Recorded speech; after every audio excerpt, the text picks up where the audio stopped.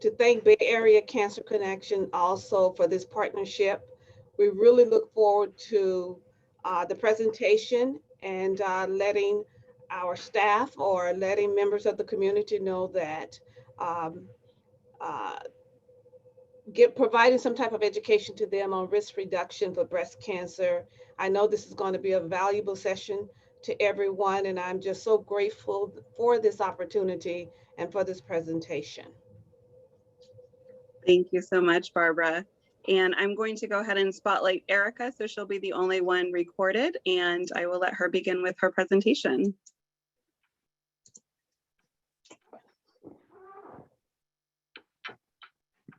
Great. Thank you, Jeanette, and thank you, Barbara, and thank you all in the audience for joining me today.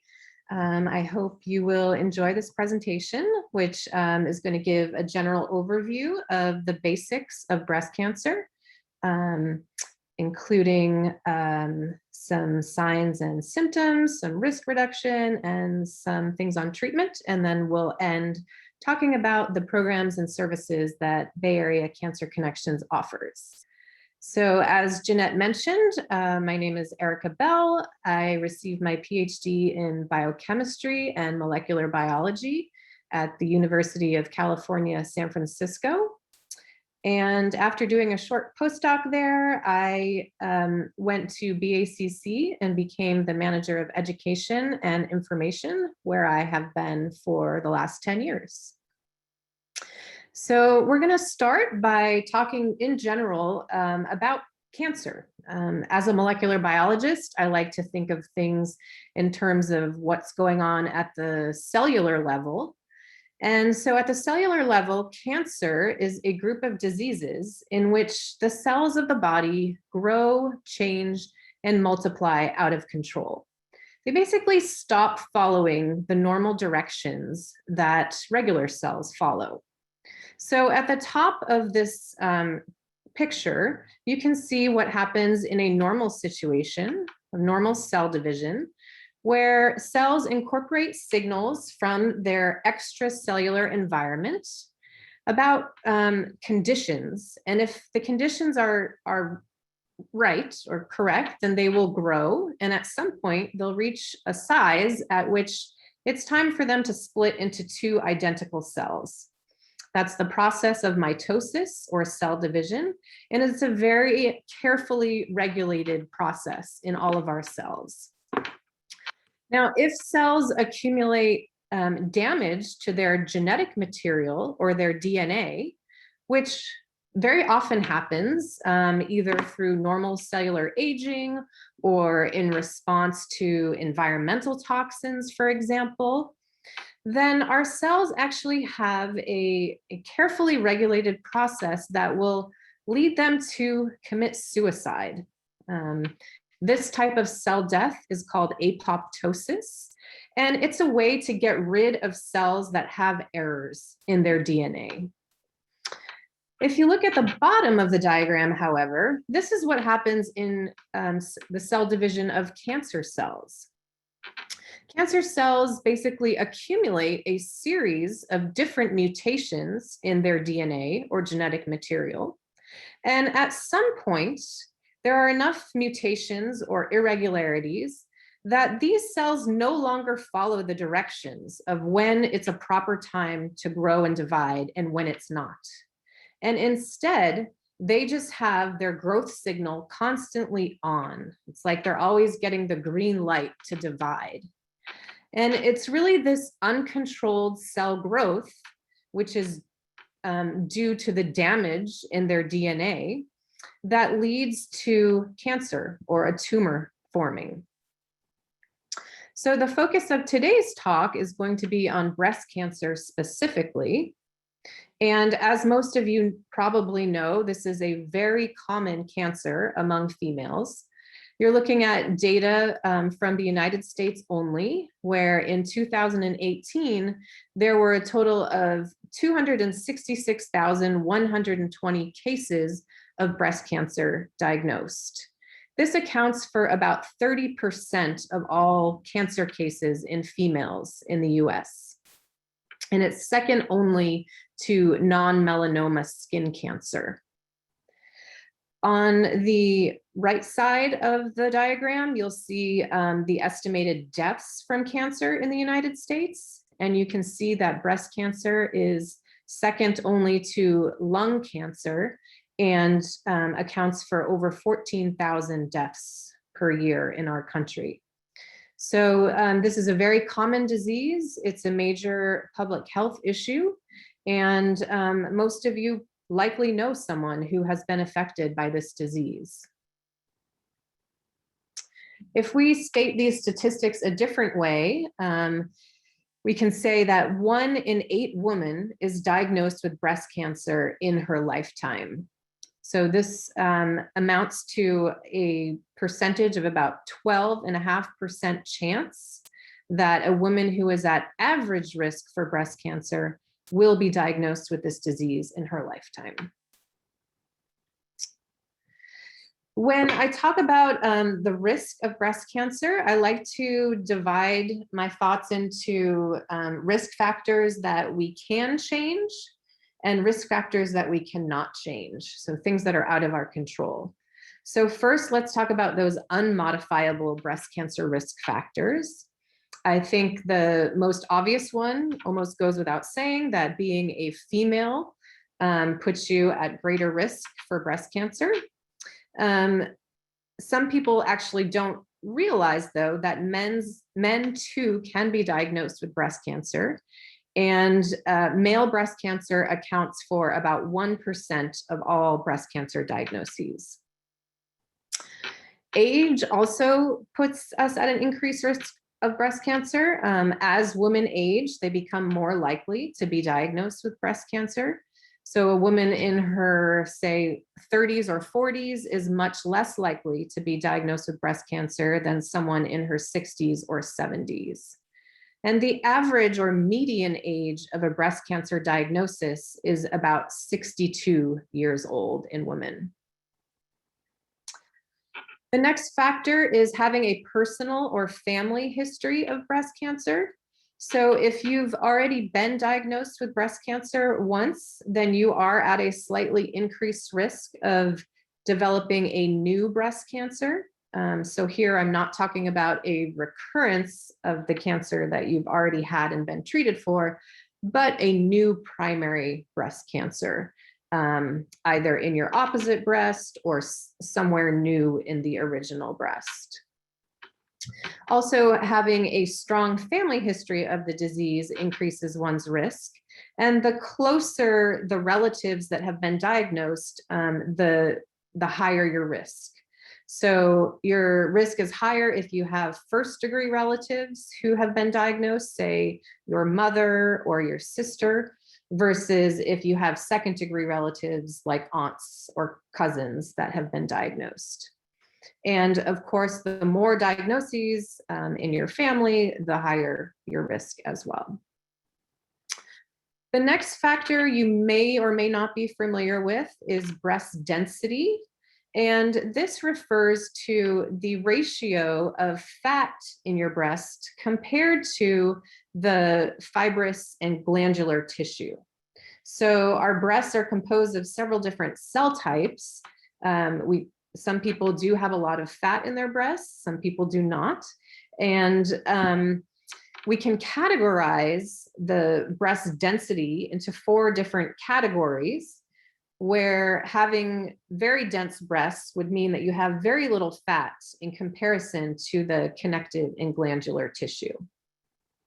It is now law in many states to make women aware of their breast density if they fall into the 2 higher categories. It is not law in many states to take any action on this, and it is really the responsibility of the woman to speak with her doctor to see if having higher breast density should change her plan in terms of what type of screening she should receive. Having dense breasts does put a woman at increased risk of being diagnosed with breast cancer. And additionally, it also makes it more difficult to detect breast cancer on screening mammograms. That is because dense breast tissue appears white on a mammogram, and cancer also appears white on a mammogram. So if you're looking for a white cancer on a white background, it can be very difficult to see. However, if the breast is very fatty, it will appear black on a mammogram. So the background will be black, and detecting a white cancer on that black background is a lot easier. So having dense breast tissue not only increases your risk of breast cancer, but also makes it harder to detect. This next factor, radiation exposure, refers to radiation that you may have received from, an environmental factor, like if you were part of if you lived through an atomic bombing, for instance. It also can refer to having treatment for a childhood cancer that involved chest radiation. So if you're a survivor of non-Hodgkin's lymphoma, for example, you may have received chest radiation, which therefore puts you at increased risk of developing breast cancer in the future. And also we can be exposed to radiation through some medical imaging tests. So if you had to have, say, repeated chest x-rays or CT scans throughout your life, this may put you at a slightly increased risk of developing breast cancer. These next two factors, starting your menstrual cycle early, prior to the age of 12, which is fairly common these days, or entering menopause late after the age of 55, can put someone at an increased risk of developing breast cancer because it increases the amount of time that a woman is exposed to the female hormone estrogen. And as I'll explain later in the presentation as well, estrogen can act almost like a stimulant or like a food for the vast majority of breast cancer cells. So if your body is producing estrogen for a long amount of time, then you are potentially stimulating these breast cancer cells for a longer amount of time. They're dividing more, they could accumulate more errors, and could develop into cancer. And then finally, the last unmodifiable risk factor I wanted to talk about was inheriting a genetic predisposition to breast cancer. And there are two genes that we hear about more frequently, BRCA1 and BRCA2. These are breast cancer susceptibility genes. And these two genes function within normal cells to act as tumor suppressor genes. And what I mean by that is that when they're functioning normally, they are preventing tumors from developing because what they actually do is repair damaged DNA. So there are multiple DNA repair pathways in our cells. And BRCA1 and BRCA2 are two main components of one pathway. However, if these genes themselves have mutations in them, then the proteins that are made from these genes will not work correctly, and the cells will not repair the DNA correctly. So people who have an inherited mutation in BRCA genes do not repair DNA mutations properly. They accumulate DNA damage or mutations in their cells. And if you remember back to the first slide I presented, that is the very essence of how cancer develops, by mutations that accumulate. So people that have gene mutations in BRCA1 or BRCA2 or several other genes, which are listed on the next slide, have a very increased risk of developing not only breast cancer, but also ovarian cancer, for males, prostate cancer, also pancreatic cancer, and melanoma. So I think I've covered a lot of what I wanted to say in this slide, but mutations in these genes, as well as others like BARD1, POLB2, CHEK2, PTEN, and several others, increase the risk of several cancers. And together, this has led to a syndrome that is called the hereditary breast and ovarian cancer syndrome.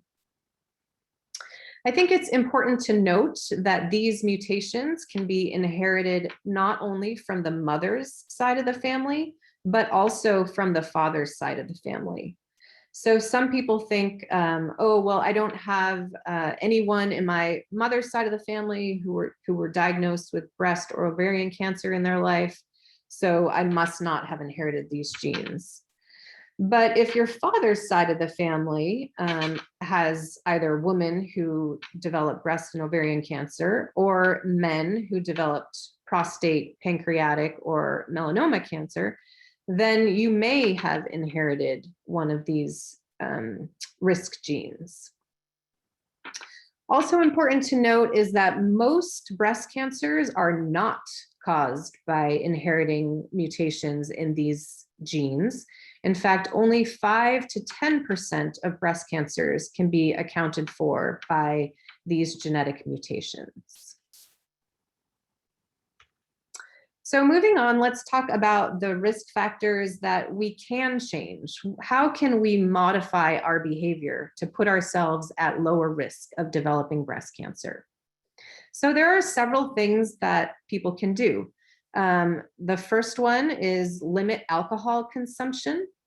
So it's been shown that imbibing 1 or more alcoholic drinks per day can increase a woman's risk of developing breast cancer. So organizations like the American Cancer Society, for example, recommend that women abstain from drinking completely if possible. And if not, if you're like me and you do enjoy an occasional glass of wine, then they recommend limiting consumption to 1 drink a day or less. The second risk factor that we can modify is our weight. So it's important to maintain a healthy body weight throughout your life, and especially for women to maintain a healthy body weight in menopause. So post-menopausal weight gain has been shown to increase the risk of being diagnosed with breast cancer. This is likely because estrogen, the female hormone, which, as I mentioned before, can act like a stimulant for breast cancer cells, is not only produced by the female ovaries, but is also produced in fat cells. So the more fat that our body is carrying around, the more estrogen we are likely producing. And it's exposure to that estrogen that can lead to an increased risk of breast cancer. So it's really important to maintain a healthy body weight in menopause. Interestingly enough, this is not the case for premenopausal women, and it's actually been shown that being slightly overweight as a premenopausal woman can be protective in developing breast cancer. Something that I don't think we understand. I certainly have not seen an explanation for this, but interesting nonetheless. The third component that we can control is our physical activity.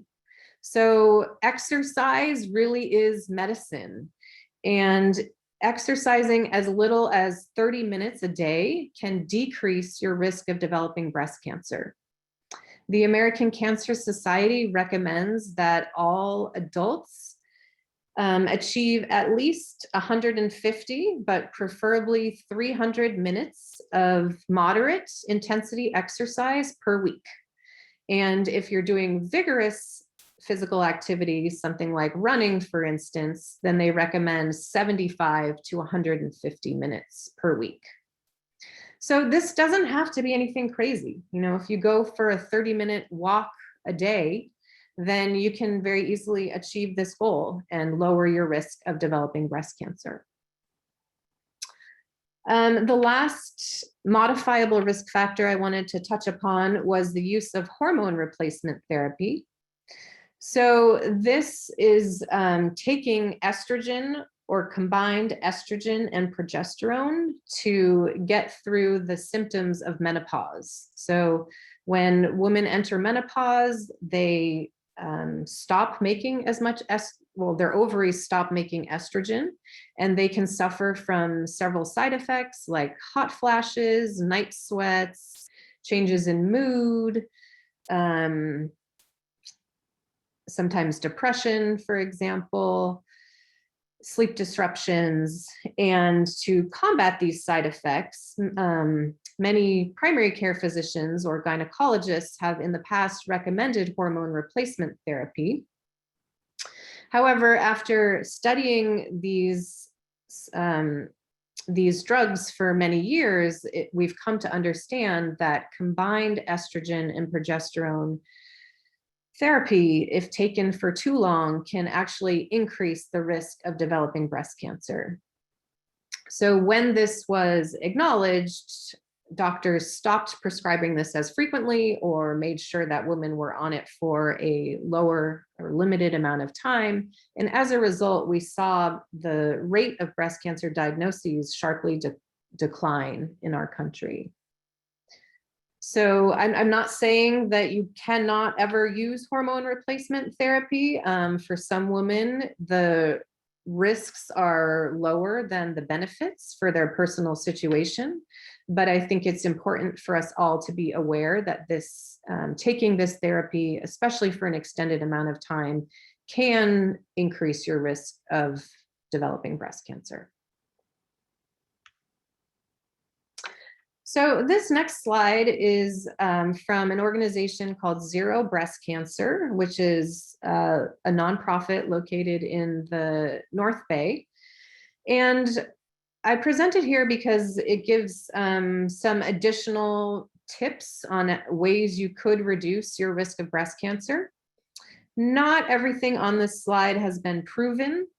Zero Breast Cancer and several other organizations are keen on researching the potential environmental causes of breast cancer. And so in addition to some of the things I've mentioned about being physically active, I did not yet talk about eating a healthy diet, but I will in one of the next slides. They recommend things like drinking from your own glass or stainless steel bottle and avoiding plastic bottled water, or using non-toxic cleaning products and non-toxic cosmetics if you wear makeup, or sunscreen, for example.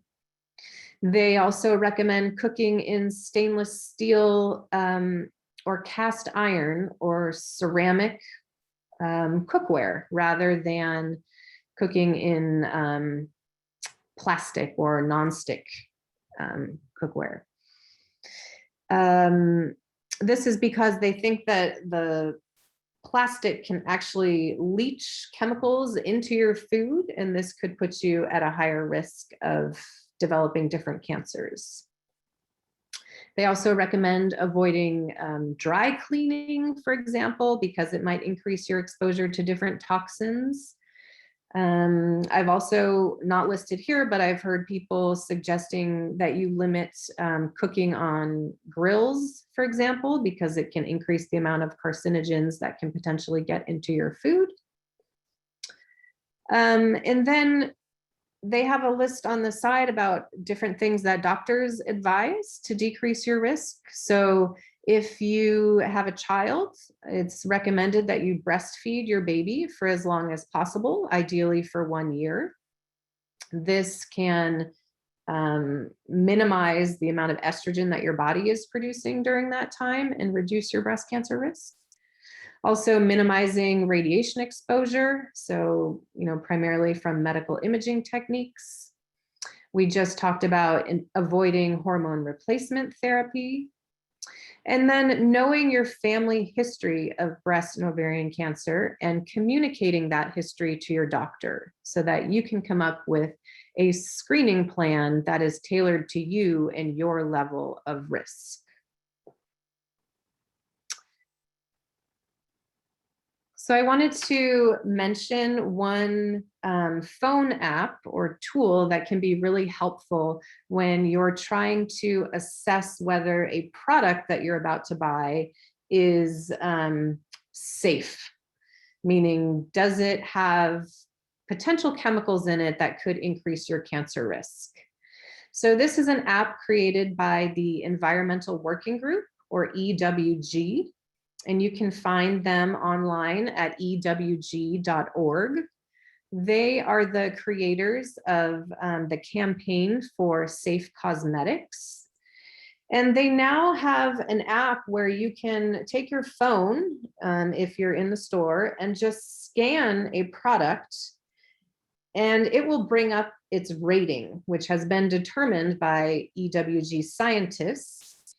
And depending on this rating, they will suggest that this product is safe to buy and does not increase your cancer risk, or maybe it's not the best choice and they give it a poor rating and you might look for an alternative product. So this can be really useful. I know we're bombarded with different products and different sort of catchphrases about things being organic or paraben free, or, you know, not cruel to animals, for example. And it can be really difficult when you're buying something to sort through all of that and pick something that is actually, you know, more safe for you than other products. So I highly recommend this app. I've used it myself in the store, and it can lead you to make some small changes in what you put on and in your body that can add up to potentially reduce your cancer risk.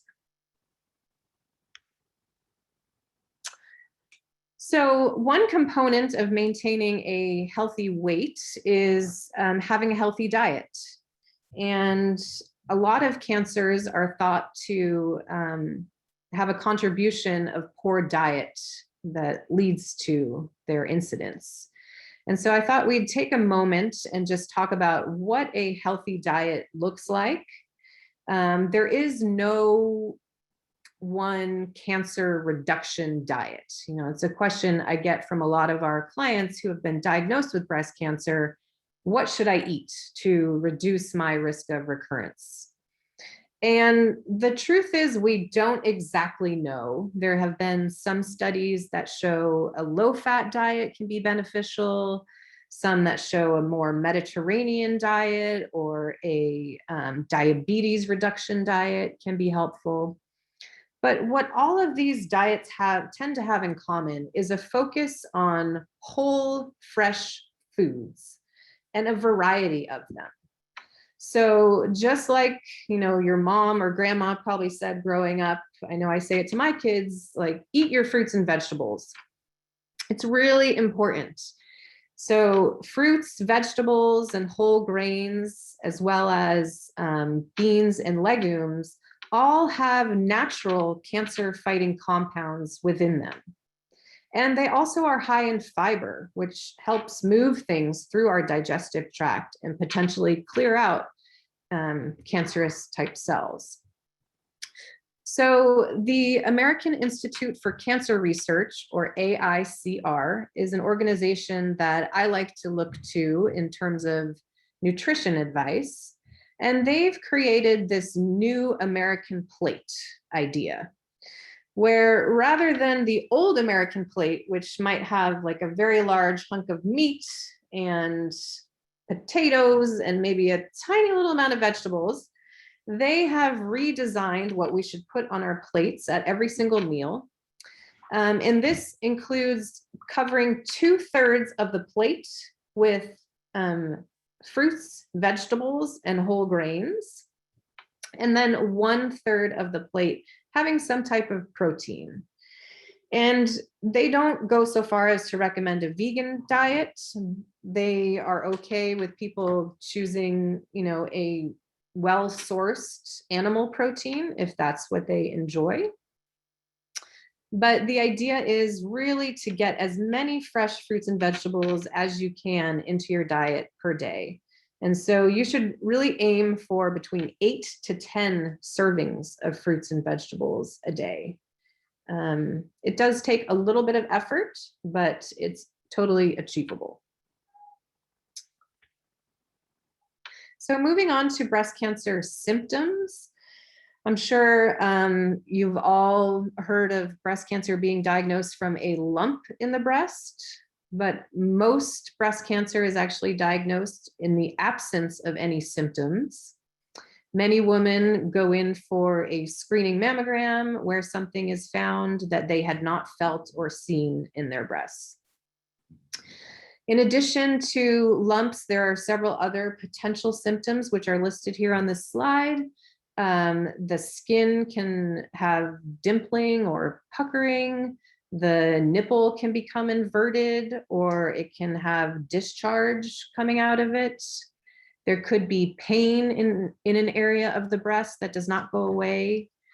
The size or shape of the breast could change.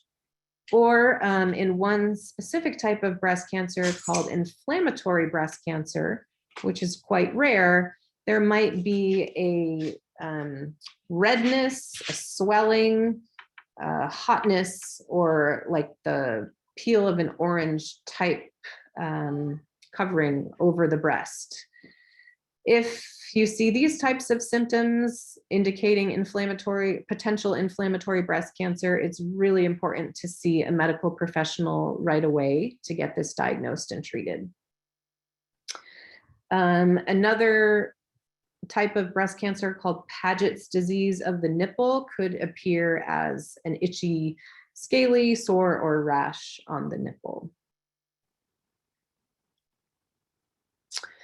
So how do we detect breast cancer? Well, there are multiple modalities that together can lead to diagnosing breast cancer early. And these include things like breast self-awareness. So as individuals, we can play a role in finding breast cancer early. It used to be recommended to do a breast self-exam at the same time every month, but now this has shifted to the opinion that women should just generally be aware of their breasts and any changes that they might notice in them. So, look at yourself in the mirror, feel yourself when you're in the shower. And if something doesn't look right or feel right, then bring it to the attention of your medical provider. Clinical breast exams are when you go to either your primary care doctor or your gynecologist, or if you've already been diagnosed with breast cancer, maybe you're seeing your oncologist or your surgeon, and they can carefully go around and press around your breast and try to detect any abnormalities. Mammograms are, of course, a component of screening in the United States, especially.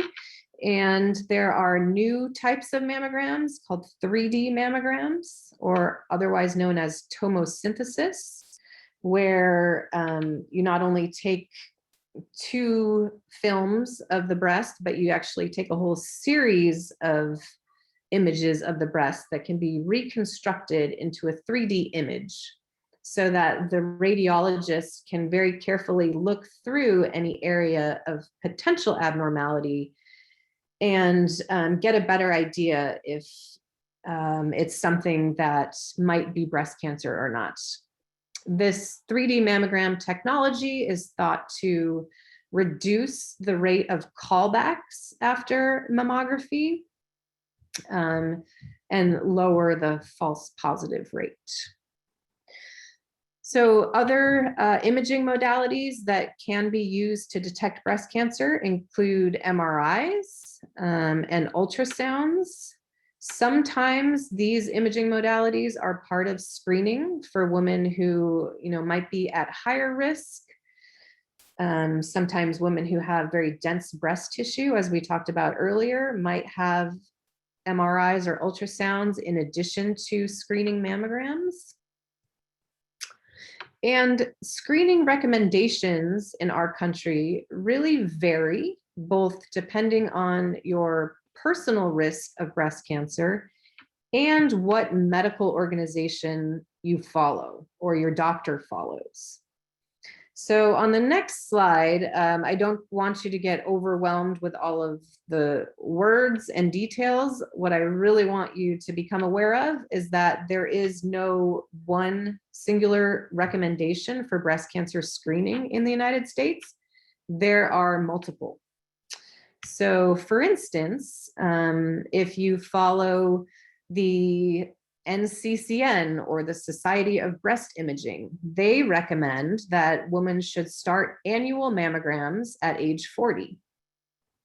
However, if you follow the recommendations of the US Preventative Services Task Force, which is a government agency, they recommend that women should start screening at age 50 and that they should have a mammogram every other year until age 74. And then past that, they should discuss the benefits and harms of screening mammograms with their provider.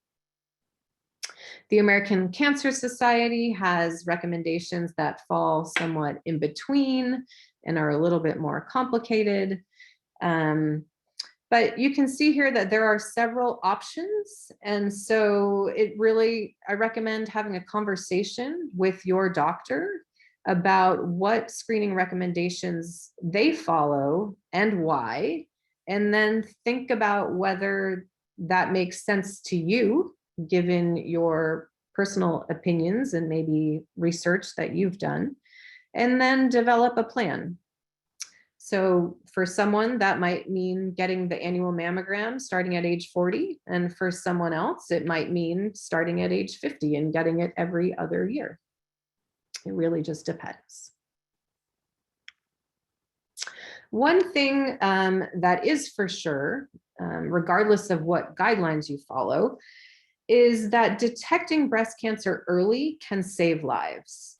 So what you're looking at here are the 5-year survival rates from breast cancer that is diagnosed either locally in the breast, regionally, where it's spread beyond the breast to the lymph nodes under the armpit, and finally, if it was diagnosed as distant or metastatic disease, meaning that it had spread beyond the breast and lymph node area to some distant site in the body.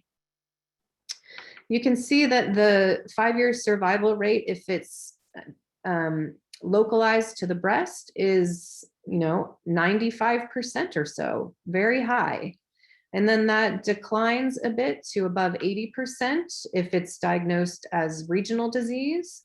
And it's dramatically lowered to less than 40% if it's diagnosed as distant or metastatic disease. So the whole goal behind screening and screening mammograms is to detect breast cancer locally, detect it at a very early stage when it's more treatable and less likely to spread somewhere else in the body, such that the survival rate is high. So now we're going to move into talking a little bit more about the biology of breast cancer. Some of this information might be new to you if you have not gone through breast cancer treatment. What I really want you to get out of it is that breast cancer is not a single disease.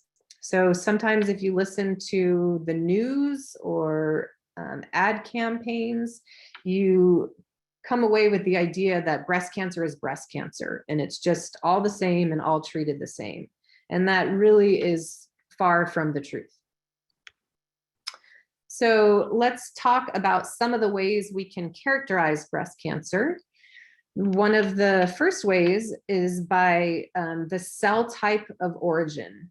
So I talked earlier about our breast being composed of different types of cells. And what you're seeing on the left side of the slide here are the 2 functional cell types in a female breast. So these are the ducts and the lobules. Now, the function of a female breast, of course, is to make milk to feed a child when a woman is lactating. And the cells that produce the milk in the breast are called the lobules. They're depicted here as these clover-like structures. So the lobules are the milk-making cells. And then the ducts are the cells that create almost like little roads that carry the milk to the nipple. The majority of female breast cancers originate in the cells that line the ducts. And if breast cancer develops here, it is called ductal carcinoma. Breast cancer can also develop in these lobular cells. That accounts for about 20 to 30% of breast cancers, and that would be called lobular carcinoma. So if a woman is diagnosed with breast cancer, she will find out from her pathology report whether her breast cancer is ductal or lobular. So this is one component of a breast cancer diagnosis. On the right-hand side of the slide, you can see you're taking a duct and basically slicing it down the middle. So you're looking in at a cross-section of it, and you can see that a normal duct is lined by just a single layer of duct cells. Over time, and in response to damage, these cells can start to grow when they're not supposed to. And eventually, you might see that they start to fill up the duct. So what was once a single layer of cells is now multiple layers of cells within the duct. If this happens, it's referred to as the very earliest stage of breast cancer, ductal carcinoma in situ, or DCIS. There's some controversy in the medical field as to whether this should actually be considered cancer or not. But nonetheless, it's very much treated in the same ways that breast cancer is treated, whether we want to call it cancer or pre-cancer or an increased risk of developing invasive breast cancer. And that's because over time, these DCIS cells can accumulate more mutations or changes and figure out how to break out of the duct and into the surrounding breast tissue. At this point, the cancer has become invasive.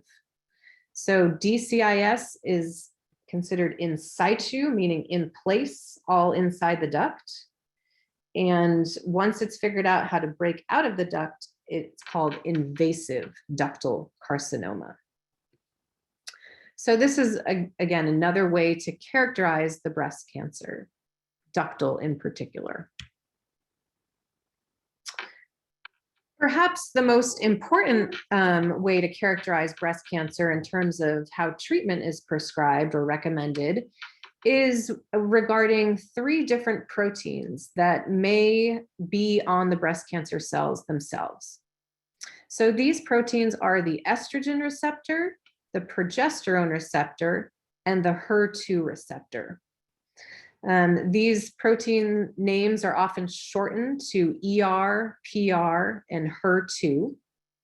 And breast cancer cells can be positive or negative for each of these proteins, meaning they may have these proteins or they may not. And the breast cancer cells can be tested for the presence or absence of these proteins. So if a breast cancer has the estrogen receptor, for example, that means that it has an excess amount of this estrogen receptor on the cells. And as I mentioned earlier, the female hormone estrogen acts like a stimulant to these cells. So estrogen binds or interacts with the estrogen receptor, and this sends a signal to the cell to grow and divide. So the more estrogen around in these estrogen receptor positive breast cancer cells, the more these cells are going to grow and divide and multiply. Similarly, the same interactions can happen with the progesterone receptor. The progesterone receptor also works through the estrogen pathway, so it's a little bit of a more complicated pathway. And then breast cancer cells, a minority of them, can also overexpress a protein called HER2. And this, if it happens, is called HER2 positive breast cancer. We don't really know what the stimulant or the food is in this situation that interacts with the HER2 receptor, but whatever it happens to be, having an excess of HER2 on the surface of breast cancer cells acts like a stimulant and tells these cells to grow and divide and multiply. So for each of these three factors, a woman who's diagnosed with breast cancer will find out if she's positive or negative. This can lead to several different combinations. The most common is to be estrogen and progesterone receptor positive and HER2 negative. And then if you're negative for all three, it's a type of breast cancer that you may have heard of called triple negative breast cancer. And then I mentioned having an excess of HER2 would be considered HER2 positive breast cancer. So you can see there are several different subtypes. And this is important because treatment is really tailored to these different subtypes. There are drugs that can block our body from making estrogen or can block the estrogen receptor. And so those are great treatments for estrogen receptor positive breast cancer. And there are drugs that block the HER2 receptor very well that are remarkable treatments for HER2 positive breast cancer. Now, if your breast cancer is negative for all three or triple negative, we don't yet know of a great targeted therapy because we don't really know how these cancer cells have come to be, like what they're relying on. And so chemotherapy tends to be the mainstay of systemic treatment for that type of breast cancer. So breast cancer can also be described by its stage. And the stage is really referring to the extent of the disease. So how large is the tumor in the breast? What is the subtype, which is what we just talked about, the ER, PR, and HER2 status? Additionally, what is the grade of the cells, which is referring to what do the cells look like under the microscope? Is their shape normal, like normal breast cells, or does it look strange? Are the cells growing very quickly, and does their DNA look very abnormal or not? The stage also takes into account the number of lymph nodes that have cancer. So if breast cancer travels out of the breast, the first place that it normally is found is in the lymph nodes under the armpit. So women who are diagnosed with breast cancer are almost always checked to see whether their lymph nodes contain cancer. And if they do, then this can increase the stage of the cancer. And then finally, the stage takes into account whether distant sites are involved. In other words, whether there is metastatic breast cancer. And so using all of these factors, an oncologist can come up with the stage of breast cancer, where stage 0 is the very earliest stage, and that is DCIS, which we talked about a few slides ago, where the cancer is completely contained within the duct. Early stage breast cancer is referred to as stage 1 or 2, and this is when the cancer is localized either just to the breast or to the breast and a minimal number of lymph nodes. Stage 3 breast cancer, or otherwise sometimes called locally advanced breast cancer, can involve either a really large tumor in the breast or a smaller tumor, but a large number of lymph nodes that are involved. And then finally, stage 4 breast cancer means that the cancer has spread away from the breast and lymph node area to some distant site in the body. So you can see there are 5 different stages of breast cancer: 0, 1, 2, 3, and 4. You might find that question on the quiz. So I just wanted to talk about metastatic breast cancer just for a moment. This is otherwise known as stage 4 breast cancer. Someone can be diagnosed with this from the beginning of their breast cancer diagnosis, or they may have an early stage breast cancer, and then it may come back as a recurrence somewhere else in their body, at which point they would then be diagnosed with metastatic breast cancer. So the most common places for breast cancer to travel to, other than the lymph nodes under the armpit, are the brain, the lung, the liver, and the bones. By far, bone is the most common distant site for it to go to. There are other sites that breast cancer can travel to, but these are just tend to be the more common ones. Once breast cancer is spread to these distant sites, it's no longer curable, but it is treatable. And so women with metastatic disease can live many years, keeping their disease under control, but usually they are on some type of treatment for those years.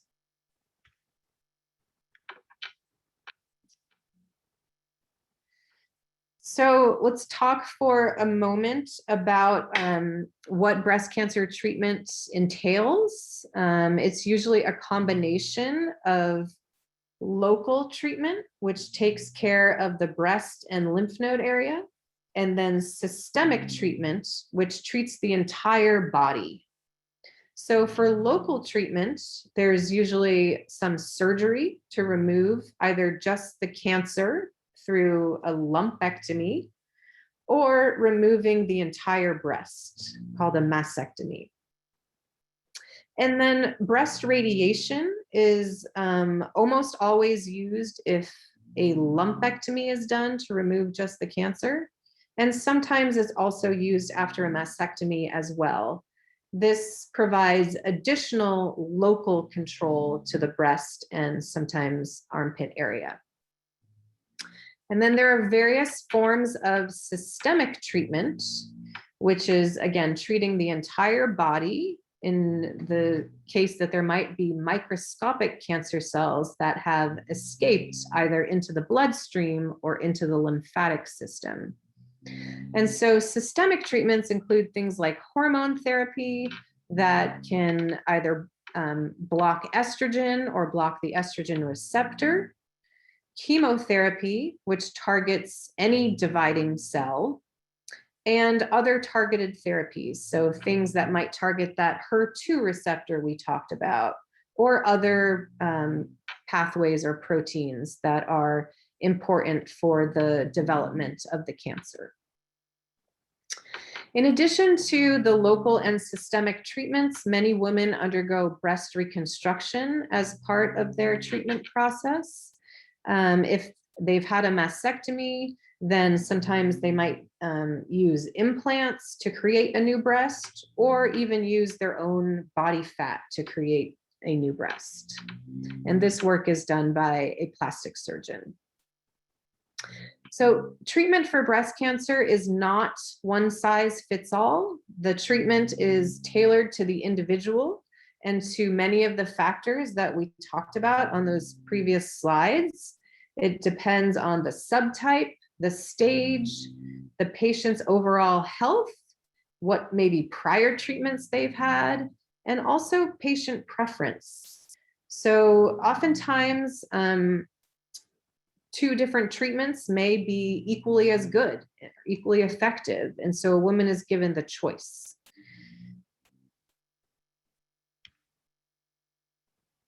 So I just wanted to give you an idea of the various members of the breast cancer treatment team. It's not just one person that a woman meets with when she's diagnosed. It's really a group of medical experts. And this will include a breast surgeon who's going to do surgery to remove the cancer, a medical oncologist who is going to prescribe those systemic treatments we talked about. So the hormone therapy, if it's needed, the chemotherapy and other targeted therapies. There is a radiation oncologist who will make the recommendations about radiation. And then oftentimes there's a plastic surgeon who can come in after the breast surgeon does their work at removing the cancer. The plastic surgeon can come in and do surgery to reconstruct the breast. Other potential members of the treatment team might include a dietitian, a physical therapist, in some cases, an integrative oncologist or a naturopath who can help with different complementary treatment modalities that often looks at the person as a whole to really improve their experience throughout treatment and reduce the potential side effects. And then an important part of the treatment team is also the support system. And so in addition to maybe friends and family that are helpful throughout the treatment journey, organizations like BACC exist to provide both information and emotional support. And so in the last few minutes, thank you for bearing with me as I've gone over a little bit. I just wanted to introduce you to Bay Area Cancer Connections if you don't know about us and our programs and services already. I'm proud to work for this wonderful, small but mighty organization whose mission is to support anyone affected by breast or ovarian cancer with personalized services that inform and empower. So along this little circle, you'll see many of our programs and services. We offer support groups, 2 free counseling sessions for people. We have a boutique that is stocked with wigs, hats, scarves, prosthetics, swimsuits sometimes, chemicals. We have a medical information service, which I'm a part of, which provides a lending library and personalized research requests. We offer special presentations by medical professionals at various times throughout the year. In addition, we have an annual conference in November, which is a full day of presentations by medical professionals. We have a financial assistance program, and we offer a variety of different fitness and wellness classes. So as far as emotional support goes, we have more than 10 different support groups that are broken down in terms of whether a person is in treatment or post-treatment, whether they are have metastatic breast cancer. We have a Spanish language support group. We have a young women's group. We have a hereditary support group. And we also have groups specific to our ovarian or gynecologic cancer clients as well. As I mentioned, we offer counseling sessions with volunteer licensed therapists. We also have a wonderful buddy program with many survivors who volunteer to share their personal stories with people who are newly diagnosed or going through treatment. This can be really stress and anxiety relieving for someone who's newly diagnosed to hear from someone who's been through it before and is on the other side. It can be really helpful in making treatment decisions as well. And then we have a helpline during normal business hours.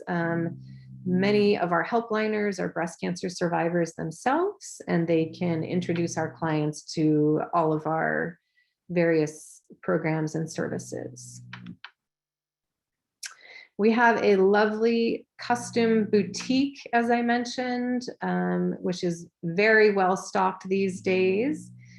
And last fiscal year, we helped over 152 women in our boutique. And amazingly, all of the items that are in the boutique have been donated to us, and we provide them at no cost to our clients.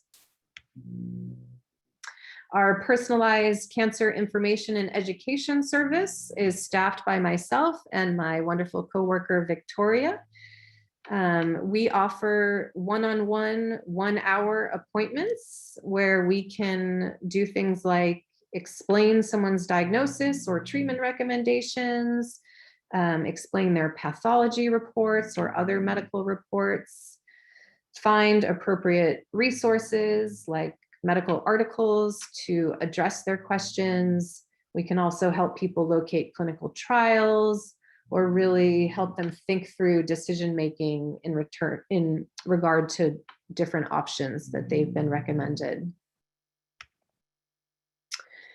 We have a financial assistance program called the Breast and Ovarian Cancer Emergency Fund, which provides grants to people who qualify financially.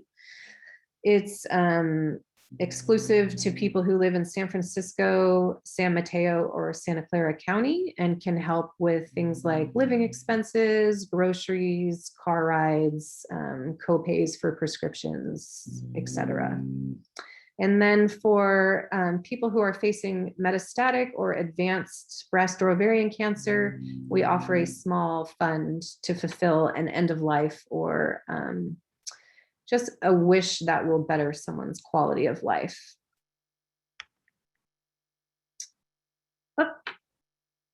Our different wellness and fitness programs include things like yoga, Pilates, healing and guided imagery, meditation, writing, and Reiki. And then finally, BACC has continued to flourish during the COVID-19 pandemic, and all of the programs and services I've just described to you are still operating, albeit mostly over Zoom. So you can see in the photos, we have our lovely exercise facilitators doing healthy steps and yoga and Pilates over Zoom. All of our staff are working mostly from home. We have volunteers who are volunteering from home. This is Judith, who's been washing and caring for all of the wigs in our boutique from home. And then the one thing that we have been able to provide on site in our little back patio, which Jeanette, who's on the call, and Ureni have been doing very successfully, is our boutique. So people are able to sign up for an appointment to come and get a wig or any of the other supplies I previously described. So with that, I will thank you all for your attention. If you've managed to stay the 10 minutes late, I thank you for that as well. And I'm happy to address questions if you all have the time to stay. Thank you. Fabulous. Well, thank you so much, Erika. We did have a few questions come in through the chat. Great. So I will pose a few of those. And just a reminder to everyone, if you could just take a moment to complete that post survey link that I put in the chat, that will help us. It'll help us understand, how the content, if it stuck with you, if you knew everything before the presentation, or if you learned a thing or two after the presentation. So please take a moment to complete that.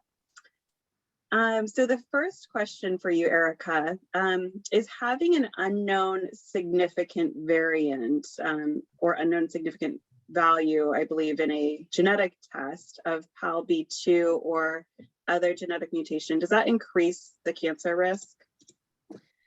Okay, so just so that we're all on the same page, a variant of unknown significance, or VUS, is a result that can come about from a genetic test. And basically what it means is that there is a change in the gene. In this case, PALB2 is a gene that a mutation in PALB2 can increase the risk of breast cancer. But the variant of unknown significance means that we don't yet have enough data from individuals in the population to ascertain whether that specific change actually increases the risk or does not. And so really it's kind of a wait and see. Time will tell as we study more people. The more people that we identify with that mutation and see whether they have developed breast cancer, then it may be recategorized into something that actually does increase risk. Or we may find out that people who have this variant or mutation don't actually develop breast cancer at an increased rate. And so it may be classified as a non-risk factor. So unfortunately, it's kind of a confusing finding if it comes up on your genetic testing. And it's something that you could follow over time to see if it gets recategorized.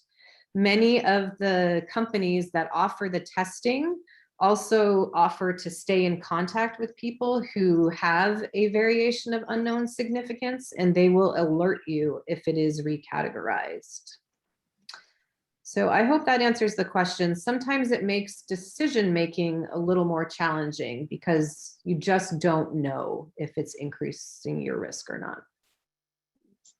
Thank you. And in regards to dense breasts, when should someone request imaging or testing to learn how dense their breasts actually are? Oh, so great question. You will know if you have dense breasts in California when you have your first mammogram. So if you have had your first mammogram and you were not notified, then that means you're one of the, category 1 or category 2 that you do not have dense breasts.